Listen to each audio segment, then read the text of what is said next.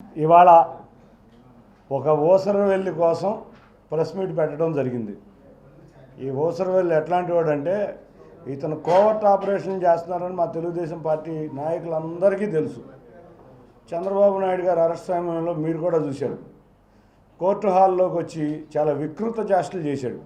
అంతేకాకుండా నేను చంద్రబాబు నాయుడు గారి మనిషిని, నేను ఎన్నో పూజలు చేశాను వారి కోసం అని చెప్పి లోకేష్ గారికి ఇంటికి తీసుకెళ్ళి మరి కుటుంబ సభ్యులందరూ కలిసి వారికి ఒక రక్షణ బంధం కట్టి ఇటువంటి గొప్ప నాయకుడు జైల్లో ఉన్నారని అందరూ కన్నీళ్ళు పెట్టుకుని ఇవాళ వచ్చి ఏమో మాట్లాడతాడండి. ఈ పార్లమెంట్ సభ్యుడైన నాని చెప్పే అన్ని అబద్ధాలు. ఇతను ఏ రోజు కూడా ఒక నిజం చెప్పడు. ఇవాళ చంద్రబాబు నాయుడు గారు టికెట్లు అమ్ముకున్నారని అంటాడు. ఇతను చేసిన వికృత చేష్టలు బయటకు రాబోతున్నాయి కాబట్టి ముందుగా గోబల్స్ ప్రచారం చేస్తాడు.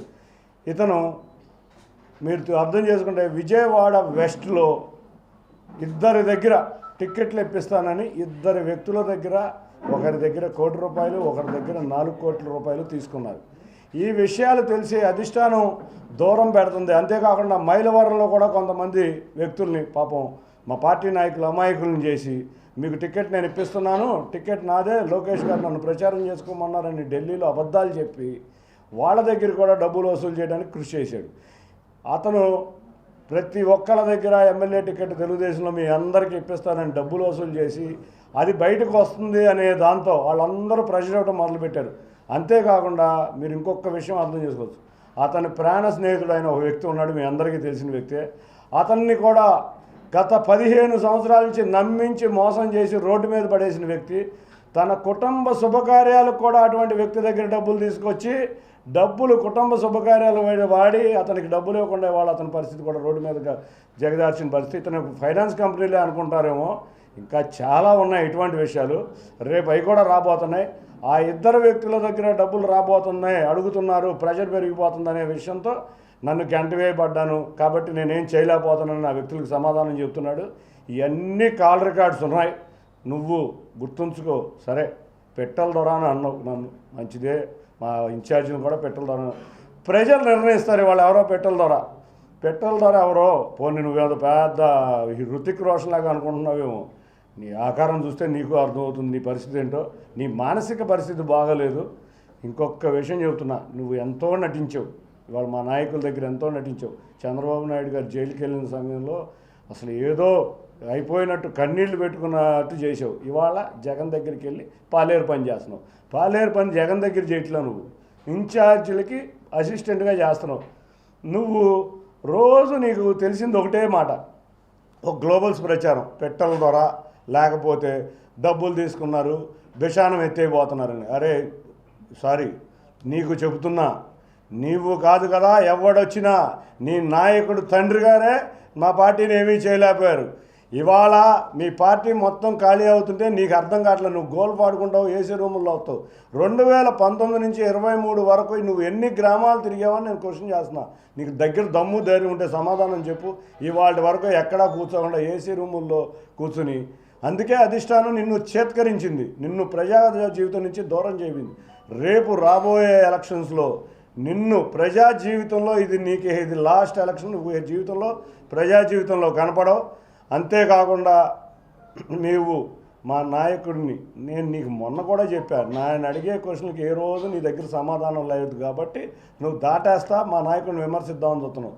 సరే, మీ నాయకుడు ఒక సైకో కాబట్టి మా నాయకుడిని విమర్శిస్తే ఆ సైకో ఆనందం పడతాడు కాబట్టి ఈ పిల్ల సైకోలందరితో కలిపి నువ్వు ఇంకో సైకోలాగా తయారయ్యావు. ఒక్కటి గుర్తుంచుకో, ఇంకొక 2.5 నెలల్లో నువ్వు ప్రజా జీవితంలో కాదు, నువ్వు చేసిన తప్పులకి నిన్ను చారుణమైన పరాభవం, అంతేకాకుండా దారుణంగా పరాభవించబోతున్నావు. తెలుగుదేశం నాయకులు, కార్యకర్తలను అన్యాయంగా నువ్వు చేసిన, నువ్వేమంటావు సౌమ్య గారి గురించి, ఆవిడ గురించి నువ్వు మాట్లాడతావా? నీ ఎడ్యుకేషన్ ఏంటి, ఆవిడ ఎడ్యుకేషన్ ఏంటి? ఆవిడ మంచి సాఫ్ట్వేర్ జాబ్లో ఉండి వారి తండ్రి గారు అకాల మరణం చెందినాక మంచి జీవితాన్ని వదిలి ప్రజా జీవితంలో ప్రజల కష్టాలతో ఆవిడ వెళ్తుంది. ఆవిడ అంటే నిజాయితీ పరురాలైన ఆవిడ్ని మీరు ఇష్టం వచ్చినట్టు విమర్శిస్తారా? అటువంటి విమర్శలు నువ్వు అందరి దగ్గర డబ్బులు వసూలు చేయటమే నీది, నువ్వు వసూలు రాజావి. ఈ వసూలు రాజా అందరికీ అర్థమైపోయింది కాబట్టి పార్టీ అధిష్టానం నిన్ను చేత్కరించింది. కాబట్టి నువ్వు ముందు నుంచి కోవర్ట్ ఆపరేషన్ చేస్తున్నావు. నువ్వు కోర్టులో చేసావు, అంతకుముందు పార్లమెంట్ సమయంలో చేసావు, చంద్రబాబు గారు అరెస్ట్ సమయంలో చేసావు, అంతేకాకుండా ఢిల్లీలో లోకేష్ గారు ఉన్న సమయంలో కూడా కోవర్ట్ ఆపరేషన్ చేసావు. మళ్ళీ కోవర్ట్ ఆపరేషన్ చేస్తానే ఉన్నావు. చేసావు కాబట్టి జగన్మోహన్ రెడ్డి వెంటనే నువ్వు రాకుండానే, పార్టీలోకి రాకుండానే నీకు సీట్ అలాట్ చేశాడు. మా అందరికీ తెలుసు జగన్మోహన్ రెడ్డి నిజాయితీతో గురించి ప్రజలకు తెలుసు. అతనికి దాచుకుంటమే తెలుసు. నీకు కూడా అదే తెలుసు, మా అందరికీ తెలుసు. కానీ నువ్వు ఒక పార్టీలో, మా పార్టీలో ఉన్న వ్యక్తిగా నీ జీవితాన్ని ఇంతవరకు మేము బట్టబయలు చేయలే. త్వరలో ఆధారాలతో సహా ఈ విషయాలన్నీ బట్టబయలు చేస్తా. నువ్వు ఎవరెవరి దగ్గర అయితే వసూలు చేసావో న్యాయంగా వాళ్ళందరికీ డబ్బులు ఇచ్చేయి. టికెట్లు ఆశ చూపించి నువ్వు ఎట్టా వసూలు చేసావు నువ్వు ఇచ్చేయి.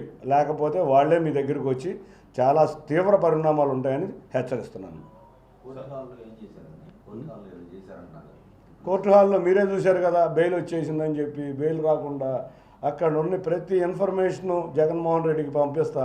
ఆ రోజు ఈయన పంపించిన ఇన్ఫర్మేషన్ ద్వారానే కమిషనర్ గారు కూడా వచ్చి అక్కడ కోర్టు హాల్లో రకరకాల విన్యాసాలు జరిగినాయని మీ అందరూ రిపోర్ట్లకు కూడా తెలిసిన విషయమే. కాబట్టి ఈయన అక్కడి నుంచి కోవర్ట్ ఆపరేషన్ చేశాడు. అంతేకాకుండా ఢిల్లీ వెళ్ళి మేము న్యాయ సలహాలు ఎట్లా తీసుకుంటున్నారు, లోకేష్ గారు ఏ లాయర్ని కలుస్తున్నారు, ఏ విధంగా కేసులో సమాధానం అయిపోతున్నారు, ఇవన్నీ వైసీపీకి చేరవేర్చాడు.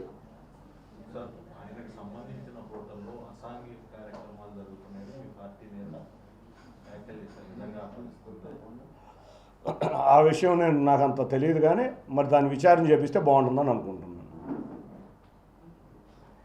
ఎన్నికల తర్వాత అన్ని మాట పెట్టుకుని చంద్రబాబు లోకేష్ హైదరాబాద్ వెళ్ళిపోతారని చెప్పేసి కేసీఆర్ నాని పదే వ్యాఖ్యలు చేస్తున్నారు.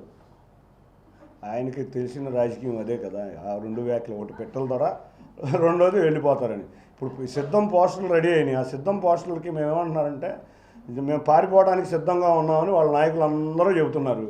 అసలు మీరు చూస్తే చంద్రబాబు నాయుడు గారిని కలవాలని వైసీపీ నాయకులు తహతహలాడుతున్నారు. వాళ్ళందరూ పారిపోవడానికి రెడీగా ఉండి తెలుగుదేశం గేట్లు ఓపెన్ చేస్తే వచ్చేయడానికి రెడీగా ఉన్నారు. కాబట్టి ఎవరు పారిపోతారో చూద్దాం. తాడేపల్లి ప్యాలెస్ను వదిలి ఈయన విజయవాడను కేసినేని భవన్ను వదిలి పారిపోతారు. ఏ రోజు ఈయన ప్రజల్లో కనపడిన వ్యక్తి మీరే చూశారు. 2019 నుంచి 23 వరకు ప్రజా జీవితంలో ఎక్కడా కనపడిన వ్యక్తి. ఆఫీసు గేటు కూడా బయటకు దాటి వెళ్ళిన వ్యక్తి కాదు. ఎవరిని గౌరవించుకోని వ్యక్తి. ఈవెన్ మీలాంటి జర్నలిస్టులు కూడా ఏ రోజు గౌరవించిన వ్యక్తి. అహంకారంతో మాట్లాడే వ్యక్తి.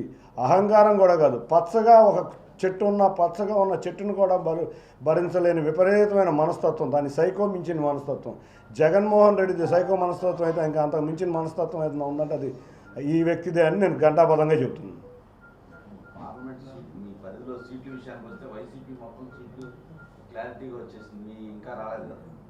వైసీపీ క్లారిటీగా వచ్చిందా? విజయవాడ ఎంపీ సీటే మారుతారని అందరూ చెప్పుకుంటుంటే వైసీపీ క్లారిటీ ఇంకా రాలేదు. విజయవాడ ఈయనకి ఇవ్వడానికి ఆ జగన్కే ఇష్టం లేదు. ఏదో ఎవరైతే విమర్శిస్తారో వాళ్ళని ముందు నుంచోబెట్టి తిట్టించి వేరే వ్యక్తి, ఆయనకు కూడా తెలుసు ఇతని దగ్గర జనం లేరు, ఇతను ఏ రోజు ప్రజా జీవితంలో లేడు, ఇతను పట్టుమని ముగ్గురిని కూడా తీసుకురాలేకపోయాడు. కాబట్టి ఏదో తెలుగుదేశం నుంచి 60% తీసుకొస్తానని డబ్బాలు కొట్టుకుని వెళ్ళాడు అక్కడికి. అన్నీ డబ్బాగా ఊర్లు అని చెప్పి వాళ్ళకు కూడా అర్థమైంది. కాబట్టి ఈయనకి సీట్ లేదని మేమందరం అనుకుంటున్నాం. ఈయన ఎప్పటికైనా అవినాష్కో లేకపోతే వెల్లంపల్లి సీనుకో లేకపోతే ఇంకెవరైనా వ్యక్తికో ఇతను అసిస్టెంట్ కింద పనిచేయాల్సిన వ్యక్తే. ఇతనేమి ప్రజాబలం లేని వ్యక్తి అని వాళ్ళకి కూడా అర్థమైంది. చూస్తే కేసినేని భవన్లో ఒక్క మనిషి కూడా కనపడే పరిస్థితి లేదు. మీరే చూస్తున్నారు రోజు అటు ఇటు వెళ్తుంటే. అది అతని పరిస్థితి. అంత ఎంపీ కింద 10 సంవత్సరాలు చేసిన వ్యక్తికి అంత దయనీయంగా ఉన్న వ్యక్తి నేను ఎక్కడా చూడలే. ఈవెన్ మల్లాది విష్ణు గారు కూడా బయటకు వెళ్ళినప్పుడు అట్లీస్ట్ కొంతమంది కార్పొరేటర్లు అన్న నిరసన కార్యక్రమాలు చేశారు. ఈయన ఎవరో ఆహ్వానించట్లేదు, ఈయన ఎవరో ఉండమని కూడా అడగట్లేదు. కాబట్టి ఇటువంటి ప్రెస్ ముందుకు వచ్చి విపరీతమైన వ్యాఖ్యలు చేస్తే నేను ప్రెస్లో ఉంటాను అని అనుకుంటున్నాడు.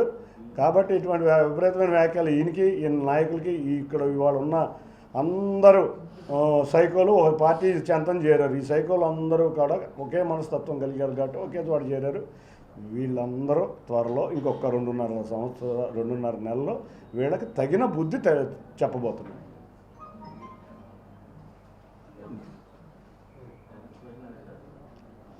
ఓకే, టికెట్ అమ్ముకున్న వ్యక్తులు కూడా త్వరలో ప్రెస్ ముందుకు వస్తారు.